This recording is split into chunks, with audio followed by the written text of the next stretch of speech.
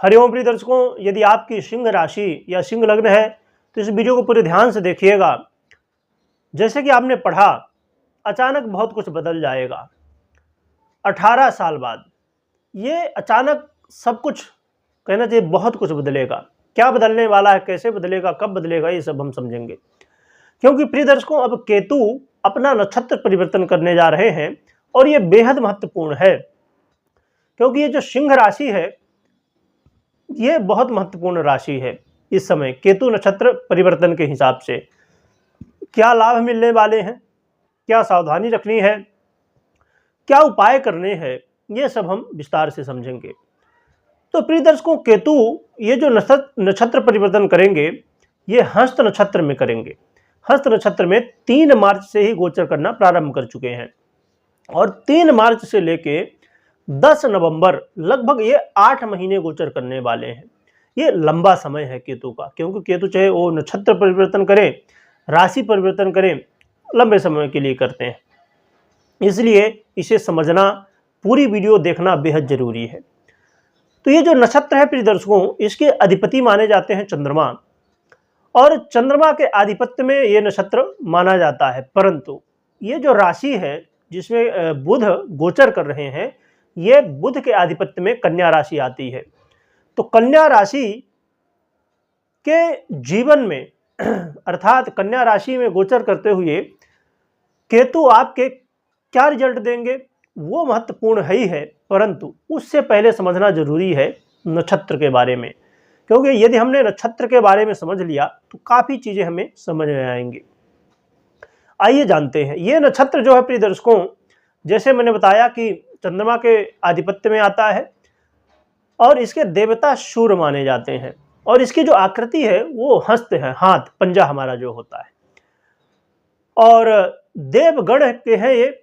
और जो योनि है ये महिष योनि होती है, और तत्व अग्नि तत्व होता है। तो ये अग्नि तत्व के प्रभाव में नक्षत्र आता है। इस नक्षत्र के प्रभाव से लोगों के अंदर क्रिएटिविटी आती है, मतलब एक ऐसी सोच जो कि अभी तक नहीं थी। अचानक कोई समस्या है, उसमें कैसे बाहर निकला जाए, उस समस्या से कैसे बाहर निकला जाए, वो दिमाग तुरंत ये नक्षत्र के प्रभाव से मिल जाता है। कुछ अच्छा हो बुरा हो, कैसे उसको हैंडल करना है, ये नक्षत्र के प्रभाव में आ जाता है। इस नक्षत्र के प्रभाव से लोग बहुत ज़्यादा कर्मठ होते हैं, बहुत ज़्यादा मेहनती होते हैं। लोग अपना जो गोल है उसे पूरी तरह से प्राप्त करने के लिए प्रयास करते रहते हैं और अपने गोल को प्राप्त भी कर लेते हैं। साथ में प्रिय दर्शकों, ये लोग बुद्धिमान भी बहुत होते हैं। इनकी बुद्धि बहुत तीव्र होती है। कब क्या बोलना है, कब क्या नहीं बोलना है, कैसे कोई भी काम करना है, कैसे नहीं करना है, ये सब निर्णय लेने की जो क्षमता है, कहीं ना कहीं ये जो प्रभाव है तो ये नक्षत्र के प्रभाव से हमें प्राप्त हो जाता है। साथ में इनके अंदर जोश भी बहुत होता है, क्योंकि अग्नि तत्व है तो इनके अंदर जोश, एनर्जी का जो लेवल है वो बहुत बेहतर होता है। और ये एनर्जी का लेवल बेहतर होने की वजह से सब काम को बड़ी शीघ्रता से कर जाते हैं। जहाँ लोग कोई काम 2 घंटे में करेंगे तो इसे ये 1 घंटे, आधे घंटे में ही कर जाएंगे, क्योंकि जब एनर्जी है, आपके अंदर पावर है, तो आप बहुत तेजी से काम कर जाएंगे। साथ में प्रिय दर्शकों, ये मोक्ष को देने वाला भी माना जाता है, और इस नक्षत्र में पूजा पाठ, धार्मिक कार्य, यज्ञ, हवन आदि करने से भी हमें लाभ प्राप्त होता है। और प्रिय दर्शकों, साथ में देखा जाए तो ये नक्षत्र जो है तो कहीं ना कहीं हमारे अंदर एक धर्म के प्रति, पूजा पाठ के प्रति रुचि भी बढ़ाता है, और भगवान का आशीर्वाद भी इससे हमें प्राप्त होता है। तो ये नक्षत्र का प्रभाव रहा। अब हम समझते हैं कि केतु इस नक्षत्र में गोचर करते हुए, क्योंकि केतु कौन है, अचानक कुछ देने वाले, इसलिए मैंने लिखा कि अब बहुत कुछ बदलेगा। क्योंकि केतु अचानक कुछ क्या बदल दे, कुछ भरोसा नहीं, कब बदल दे कोई भरोसा नहीं। तो आपको क्या शुभ परिणाम देंगे, आइए समझते हैं।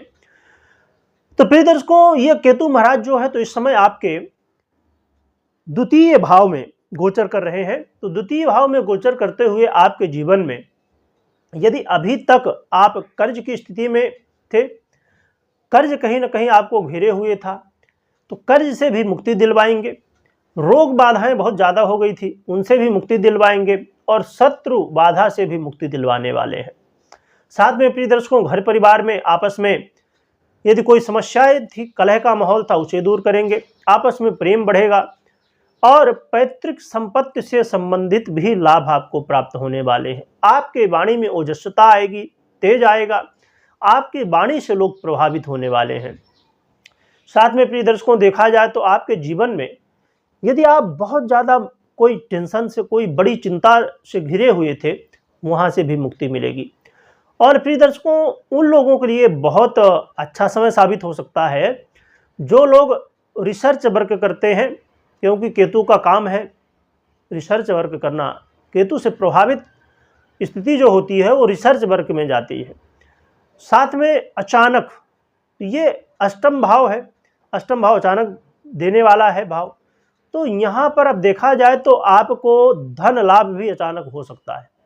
साथ में आपके जीवन में अब देखा जाए तो जैसे मैंने कहा कि कुछ लोग ऐसे होते हैं कि जो लोग लॉटरी, जुआ, सट्टा, इन सब चीज़ों में विश्वास रखते हैं, अर्थात कहा जाए कि जहाँ से अचानक लाभ हो सकता है, उन सभी क्षेत्रों से लाभ हो सकता है आपको।